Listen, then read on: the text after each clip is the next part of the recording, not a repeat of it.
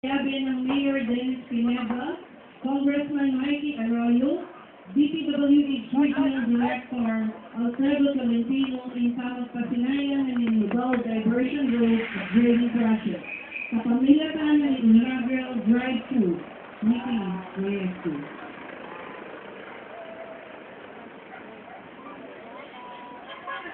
Kaluguran na kabayan, ikinatawag sa kamay ng Presidente ng Republika ng Pilipinas, Her Excellency Gloria Macapagal Arroyo.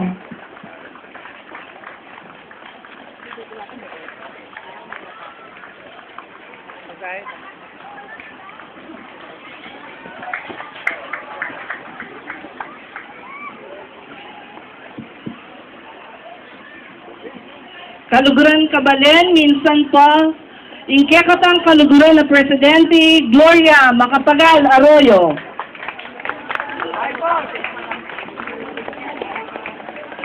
Ngayon po, pamamilyang MEPO a project briefing, ingkekatang District Engineer ng Second Pampanga District Engineering Office, Engineer Hernando Manansala, at ingkekatang DPWH Regional Director. Lumang diversion road. Karita po, kung kaya po hindi, lighting alternative ilalan.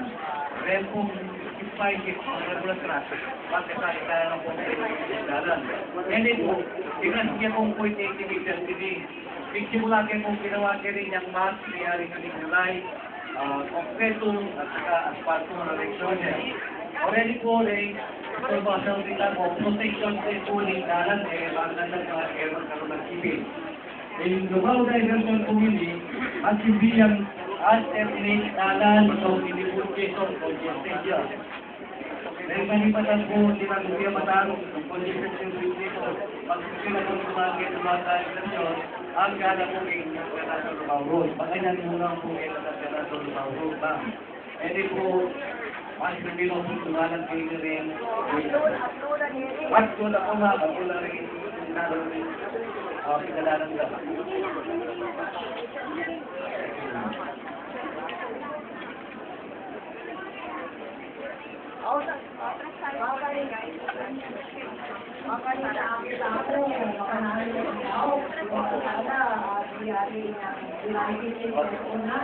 Auto tayo ay meron estudyante, si Joy Cristal Ulanan,